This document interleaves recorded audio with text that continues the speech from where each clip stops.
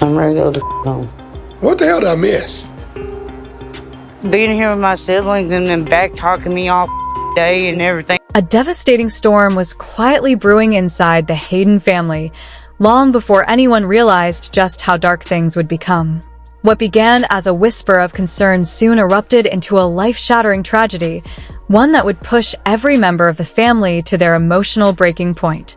And at the center of the storm was Carter Hayden, the man everyone trusted, the glue that held his chaotic family together.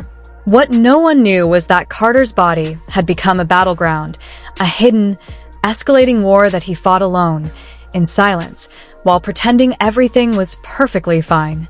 A shadow that no one saw coming. The tragedy didn't explode all at once.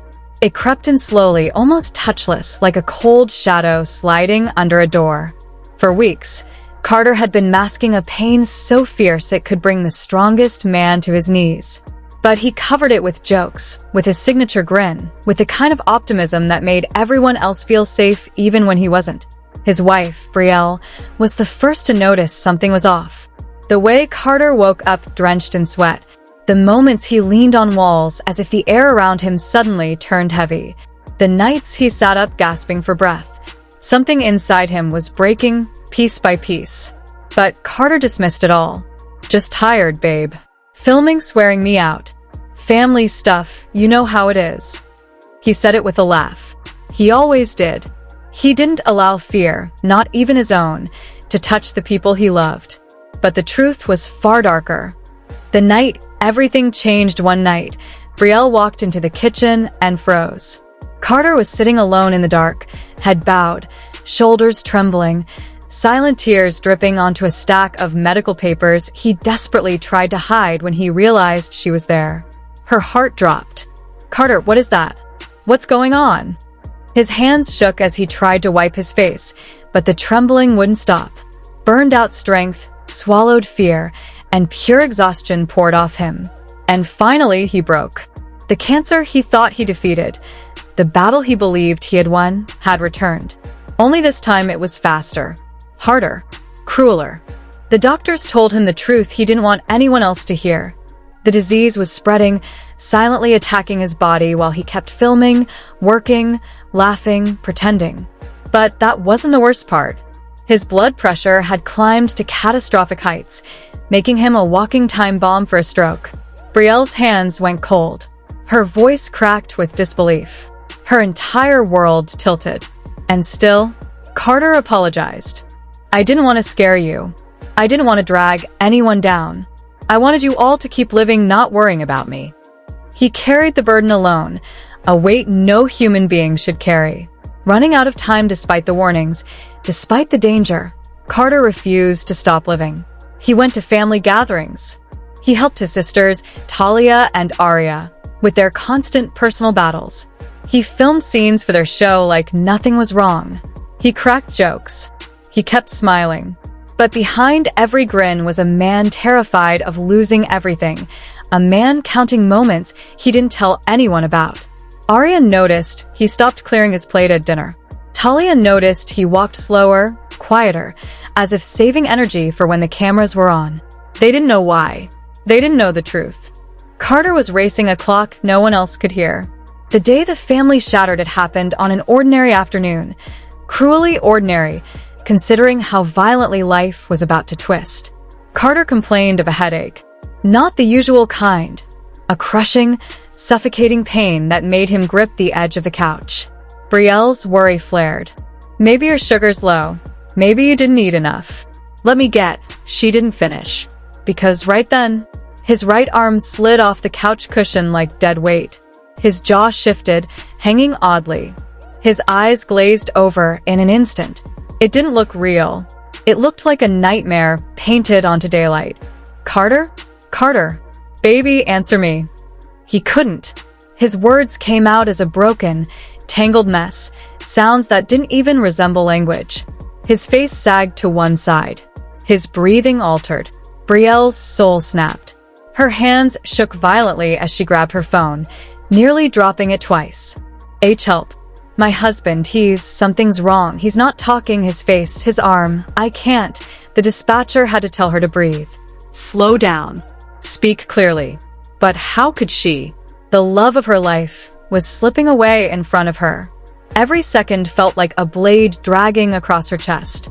The race against death, the paramedics burst through the door, but to Brielle, it felt like centuries had passed before they arrived. She clutched Carter's hand, sobbing so hard her vision blurred. "Stay with me, Carter. Don't you dare leave me. Don't you dare." He couldn't speak. He couldn't move. He couldn't even look at her fully. His body was shutting down. The stroke they warned him about had arrived, cruel and unforgiving. The paramedics loaded him onto the stretcher. His head lolled to the side, his breathing shallow. Brielle tried to climb into the ambulance before they even secured him, desperation pouring out of her like a scream no one could hear. Talia and Arya arrived in time to see the doors slam shut. Their faces went white. Their knees buckled. The man who held their family together was slipping through their fingers like sand, and they couldn't stop it. The hospital chaos when they reached the emergency room. Alarms were blaring. Nurses rushed around with terrifying urgency. Doctors shouted rapid orders. Machines beeped in warning tones that made Brielle's chest collapse. They pushed Carter into the trauma room. And then the doors closed, leaving his family outside. Talia collapsed into a chair, shaking violently. Arya screamed into her hands, the sound raw and broken. Brielle stood frozen, her mind trapped between hope and horror. All they could do was wait, the most agonizing torture they had ever endured. Inside that room, Carter's life hung by a fragile thread, a silence that felt like death. Minutes passed. Then an hour, then another. Every second felt like a lifetime. Finally, a doctor stepped out, exhaustion etched into his face. "We're doing everything we can, but his situation is critical." The words hit like a hammer. Gasps, cries, silence. It wasn't just a stroke. It wasn't just the cancer. It was everything. All the battles he faced alone crashing down at Ankh. The truth that destroyed them when the doctor revealed Carter knew about the returning cancer for weeks. When they learned he hid it to protect them, the family broke again. Talia collapsed into Arya's arms. Brielle slid to the floor, sobbing so hard she couldn't breathe. He kept his secret not out of fear, but out of love. And that made the pain even sharper. The final moments hours later, the family was finally allowed into the room. Carter lay there, surrounded by machines and wires, a man once full of warmth and laughter now pale, fragile, fighting for every breath. Brielle held his hand. Talia whispered stories. Arya begged him to come back. The room filled with tears, trembling voices, and memories of the man who always carried everyone else's burdens. Now he needed them, and they were there every second. The moment the EMTs lifted Carter Hayden onto the stretcher, his world dissolved into chaos. Terrified, disoriented, unable to speak, Carter's eyes searched desperately for Brielle, the only anchor he had left. His pupils shook with primal fear, silently begging her not to let go. She followed them all the way to the ambulance door, her heart smashing against her ribs like it was trying to burst free. Her palms were drenched, her throat burning from repeated screams of his name, screams he could no longer answer. By the time she stumbled into the hospital lobby, she felt like her entire body was collapsing, bones trembling, breath chopping, vision flickering at the edges. She grabbed her phone with shaking fingers and called Allison, Carter's sister. Allison's reaction was pure shock, a stunned silence that cracked into disbelief, then exploded into fear. But the worst response came from Talia, the sibling Carter had always protected the most. When she received the call, something inside her shattered. Witnesses said the sound she made was unlike anything they had ever heard, a raw, guttural wail that echoed through the rehabilitation facility she was visiting. Patients stopped. Staff froze. A nurse later said, "It didn't sound human. It sounded like a soul being torn out." Talia began hyperventilating so violently that nurses feared she would pass out. Tears streamed down her face as she begged anyone within reach, "Please, please take me to him. Now." She trembled so hard that 2 staff members had to steady her as she attempted to gather her belongings. Her legs nearly buckled as they helped her outside. When Talia finally burst into the hospital hours later and saw Brielle, she collapsed into her arms. The two women fell together under the crushing weight of grief, clinging to one another like drowning survivors. "Not Carter, please God, not Carter." Talia sobbed into Brielle's shirt, her entire body shaking violently. Inside the critical care unit, doctors fought a brutal battle to keep Carter alive. Machines beeped with mechanical urgency as a team monitored swelling, ran neurological scans, and attempted to stabilize the catastrophic stroke. But the truth they discovered was even darker. The killer in the shadows, the stroke hadn't come alone. Carter's cancer, the one he had claimed was under control, had not only returned, had silently advanced to a deadly stage. His body had been weakened to the point that the stroke wasn't just a possibility. It was inevitable. When the doctors revealed this to the Hayden family, the hallway collapsed into devastation. Talia fell into a chair, shaking uncontrollably, her breath hitching with shock. Brielle covered her mouth with both hands as violent sobs tore out of her. Allison arrived seconds later, saw Carter through the narrow window, tubes in his arms, machines forcing air into his lungs, his face pale as ash, and she sank to the floor, trembling so fiercely the tiles beneath her vibrated. This was the man who always stepped up, the man who held the family together when everything else fell apart, the one who made them laugh, who carried their fears, who never showed weakness. And now he laid there, fighting for each breath. The world around them stopped. News spread fast, through the community, and then to the production crew filming the family's journey. The network immediately halted filming.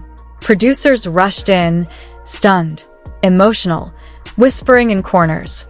The cast was devastated, some sobbing alongside the family, others frozen, unable to process that the voice of reason of the show might not see tomorrow. Hours thickened into a suffocating fog as the family waited for updates that came in fragments, never enough to comfort, always enough to stab deeper. Talia clutched a pillow until her knuckles whitened, replay eye. The secrets in his bag. A nurse quietly approached Brielle and handed her a thick stack of papers collected from Carter's work bag. It was everything he hid. Lab results, elevated markers, second opinions he never mentioned, warnings from specialists, notes about an experimental therapy he'd been undergoing in secret, a timeline of appointments he pretended he forgot. As Brielle flipped through them, her knees buckled. He was fighting this alone. My God, he was fighting all of this alone. She collapsed into a chair. A scream ripped from her chest, long, agonized, uncontrollable. Talia rushed to her and held her, rocking her back and forth as both women cried into each other's hair. Why didn't he tell us? Brielle choked out. Why did he carry this alone? Talia's voice cracked. Because that's who he is. He protects everyone, except himself. The doctor's update and the new horror. Hours became nearly a full day before the neurologist stepped into the hallway. His expression alone made their hearts stop. The stroke severely damaged the left side of his brain, he began. Talia gasped, a sound like a knife dragging across stone. This affects speech, movement, cognitive function, he continued. But the cancer's aggressive progression has made his condition far more critical. Those words shattered the hallway.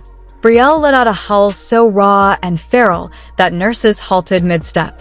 Allison slid down the wall, violent tremors shaking her body. Talia pressed both hands to her chest, struggling to breathe as if a mountain sat on her lungs. The doctor tried to steady his voice.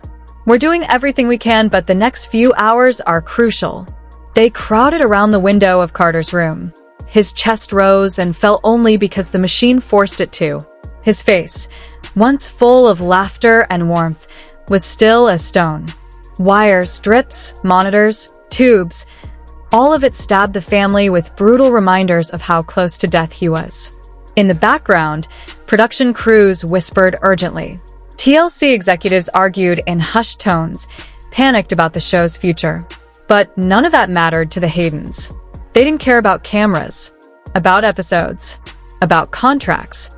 All they cared about was the man dying in the bed. Talia pressed her forehead to the glass, tears streaming. "You're not going anywhere," she whispered. "You hear me? You're not leaving us." The hallway reeked of antiseptic and fear. And then, the final blow just when the tension felt unbearable. A code alarm blared. The lights above the trauma room flashed red. Nurses sprinted toward Carter's door. A doctor shouted for a crash cart. Talia screamed, a piercing, heart-splitting scream. Brielle fell to her knees, her body shaking violently. Allison clung to the wall as she sobbed uncontrollably. Through the window, they saw the monitor. Carter's heartbeat was fluttering, faint, chaotic, unsteady. Doctors flooded the room.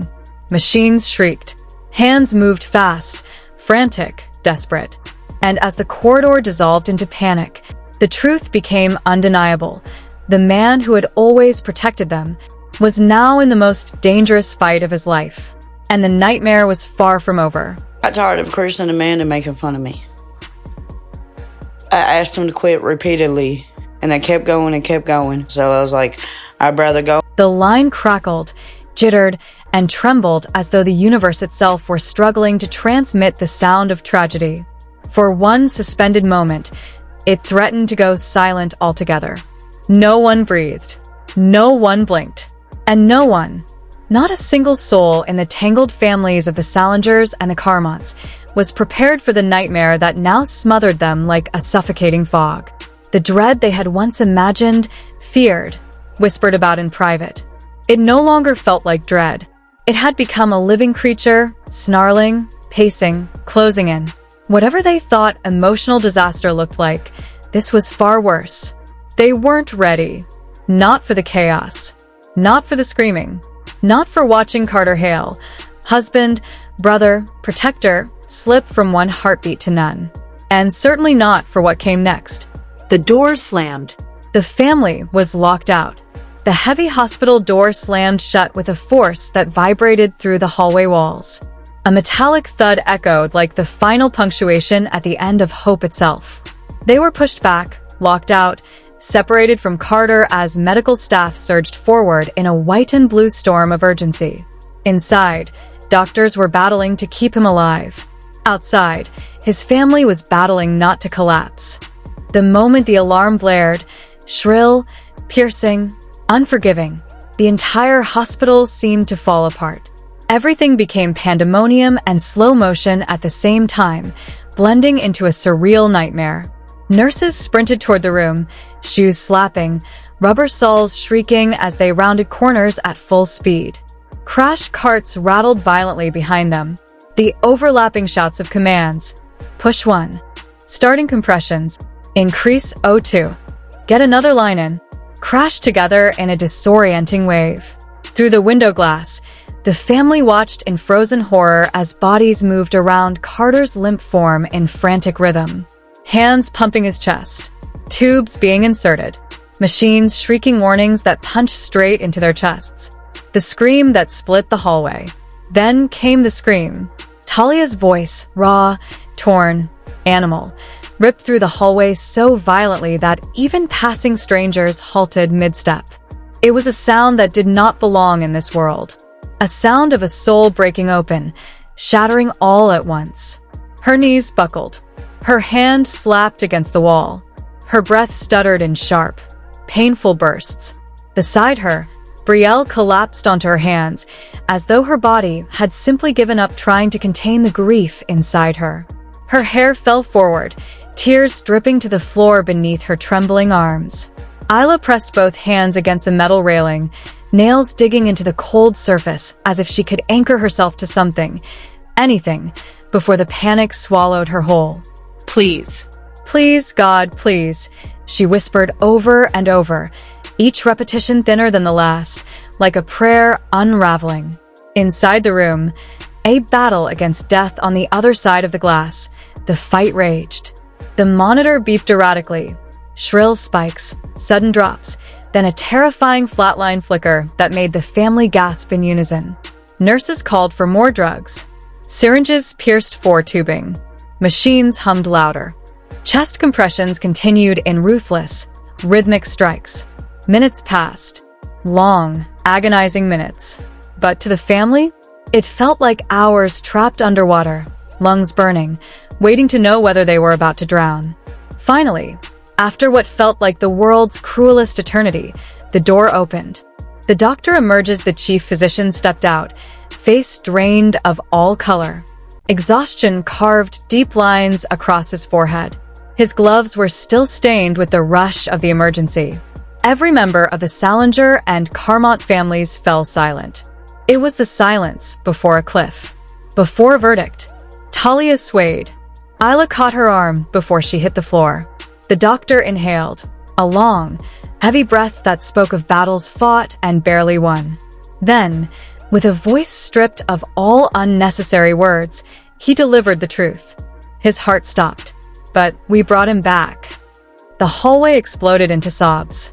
Brielle collapsed forward into the doctor's chest, her cries strangled and breathless, thanking him again and again as though gratitude was the only thing keeping her upright. Talia covered her mouth with both hands, her entire body trembling with relief, so intense it was physically painful. Isla leaned against the wall, crying silently, shoulders shaking. But relief lasted only seconds, because the doctor wasn't finished. The second blow, he is alive, the doctor continued softly. But he is extremely critical. The air thickened. Chest compressions continued in ruthless, rhythmic strikes. Minutes passed. Long, agonizing minutes. But to the family, it felt like hours trapped underwater, lungs burning, waiting to know whether they were about to drown. Finally, after what felt like the world's cruelest eternity, the door opened. The doctor emerges. The chief physician stepped out, face drained of all color. Exhaustion carved deep lines across his forehead. His gloves were still stained with the rush of the emergency. Every member of the Salinger and Carmont families fell silent.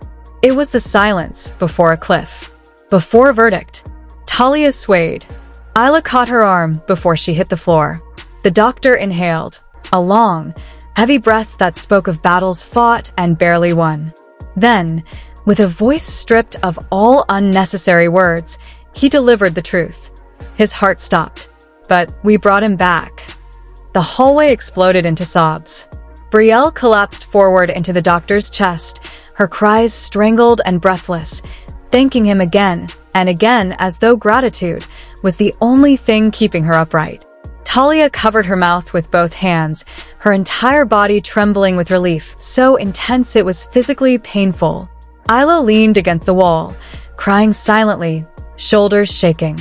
But relief lasted only seconds, because the doctor wasn't finished. The second blow, he is alive, the doctor continued softly. But he is extremely critical. The air thickened. He suffered a cardiac event. Combined with the damage from the stroke, his organs are under enormous strain. He is swelling in the brain. And a breath. A pause. The underlying cancer is advancing more aggressively than we realized. The hallway went dead silent. Talia's face crumpled. Isla froze in place. Brielle felt her breath vanish entirely. "We're keeping him alive," the doctor said gently. "But right now, he is fighting with everything he has left." The family enters the room. They were allowed in one by one. Brielle went first. When she saw Carter, pale, fragile, a maze of tubes and wires, her legs nearly gave out. She staggered to his bedside, took his hand, pressed it to her cheek, and whispered through her sobs, "I'm here. I'm right here. Please don't leave me. Not now. Not ever." Her tears soaked the blanket. Isla entered second, seeing her big brother, the man who cracked jokes through every hardship, lying motionless broke her heart in a way she didn't know was possible. "You always showed up for us," she whispered, brushing a tear off his still face. "Always. So now we're showing up for you. Don't you quit." Not now. Then came Talia. She stood frozen for a long moment, staring at him as everything inside her fought not to collapse. When she finally spoke, her voice trembled, cracked, broke, but still found its way out. "You can't leave me," she whispered, leaning over him. "You are my heart, my strength. You kept me alive when I didn't want to be. So now you stay alive for me."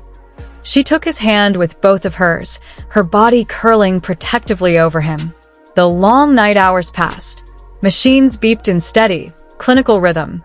Nurses slipped in and out with quiet precision. The world outside the hospital faded away, leaving only the humming of oxygen, the soft shuffle of footsteps, and the whispered words of a family holding on by a thread. They told stories. They apologized. They made promises. They prayed. Because they needed him to hear them. Because they believed a part of him could. The night stretched on. And then, morning came. The miracle, it started small. A shift. A twitch. A faint squeeze around Brielle's fingers. She froze. Then gasped, loud and sharp. "Talia, Isla, someone call the doctor." As nurses rushed in, Carter let out a low, pained moan. Then slowly, so slowly it felt unreal, his eyes opened. Weak. Foggy. Barely focused. But they were open. Talia's legs gave out. A nurse caught her before she hit the ground. She pressed her hands to her lips, sobbing uncontrollably.